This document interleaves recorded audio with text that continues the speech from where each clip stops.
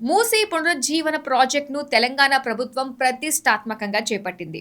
ఈ ప్రాజెక్టులో భాగంగా మూసీకి ఇరువైపులా 30 మీటర్ల వెడల్పుతో 6 లేన్ల రోడ్ నిర్మించాలని నిర్ణయించారు.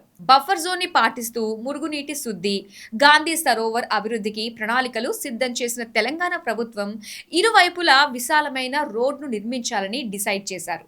మూసీ పరిసరాల్లో ట్రాఫిక్ ఇబ్బందులు లేకుండా ఈ రోడ్ను హైదరాబాద్ నుంచి ప్రధాన హైవేలకు అనుసంధానించనున్నారు. మరో వారం రోజుల్లోనే మూసీ పునరుజ్జీవన ప్రాజెక్టుకు సంబంధించిన డిపిఆర్ ను అధికారులు విడుదల చేయనున్నారు.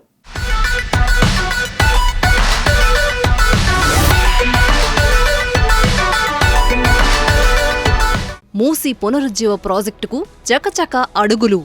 మరో వారం రోజుల్లో మూసీ ప్రాజెక్ట్ డిపిఆర్. మూసీ నదికి 2 వైపులా 6 లైన్ రోడ్డు, రోడ్డుకి ఇరువైపులా 9 కిలోమీటర్ల సర్వీస్ రోడ్డు.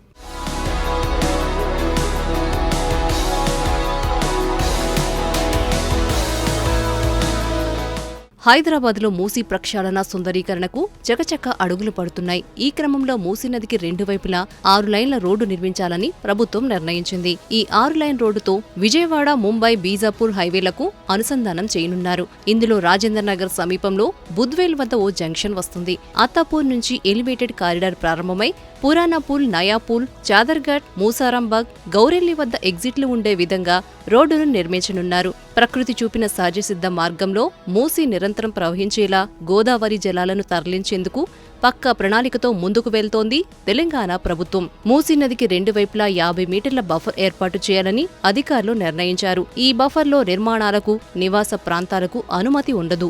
భారీ క్లౌడ్ బరస్తో వర్షాలు పడినా, ఒకవేళ మూసీలో 60,000 క్యూసెక్కుల నీరు ప్రవహించినా ఇబ్బంది లేకుండా అభివృద్ధి చేయనున్నారు.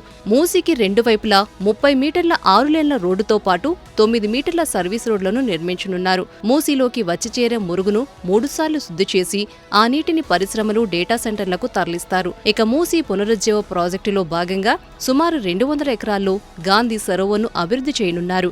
గాంధీ చరకా మాదిరి అక్కడి ప్రాంతాన్ని అంతర్జాతీయ స్థాయిలో ఉండేలా డిజైన్ చేయించింది ప్రభుత్వం. ఇక్కడ ఏర్పాటు చేయబోయే గాంధీ విగ్రహం నుంచి నగరాన్ని వీక్షించేందుకు ఏర్పాట్లు చేస్తున్నారు.